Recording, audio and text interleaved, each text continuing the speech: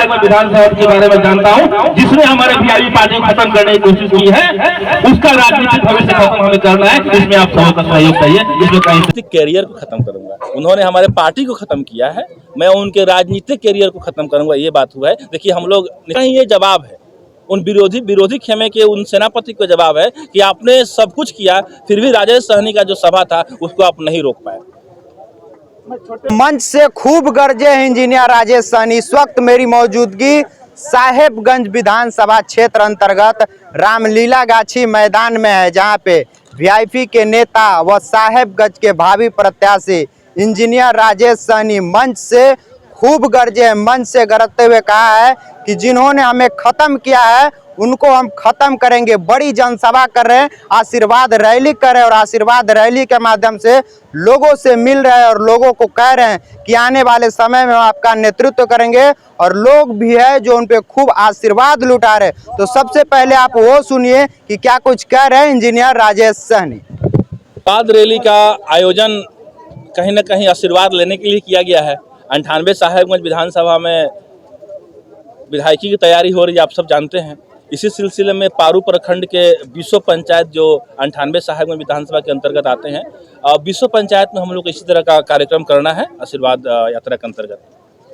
यह कार्यक्रम जो थी वो फतेहाबाद से शुरू होने वाली थी, लेकिन आज जो है ऐतिहासिक मैदान रामलीला गाछी से शुरू किया है। पहले भी आप यहाँ से करने वाले थे और आखिरकार यहाँ से शुरू किया है, क्या कहेंगे? देखिए पूरे पारू प्रखंड के 20 पंचायत में पूरे हमारे 10 कार्यक्रम लगभग होने वाले थे। प्रथम कार्यक्रम फतेहाबाद में था और दूसरा कार्यक्रम जो था रामलीला गाछी के ऐतिहासिक मैदान में था। पर कुछ लोग ऐसे हैं जो शायद विरोधी खेमे के ऐसे लोग हैं जिनको सिर्फ राजेश सहनी से ही परेशानी है, बाकी जितने प्रत्याशी घूम रहे हैं उनसे परेशानी नहीं है। मेरा जो कार्यक्रम स्थल था उस स्थल को जेसीबी के द्वारा खुलवा दिया गया एक रात पहले, ताकि इससे भी कार्यक्रम नहीं हो। पर जिन्होंने ये कार्य किया है, मैं आपके माध्यम से कहना चाहता हूं कि पूरे 98 साहेबगंज विधानसभा में सबसे बड़ा कोई कार्यक्रम अगर होगा तो फतेहाबाद में ही होगा और बहुत कम समय में ही होगा। आपने अपने संबोधन के दौरान कहा कि जिसने हमको खत्म किया हम उसको खत्म करेंगे, साहेबगंज में बदलाव होगा।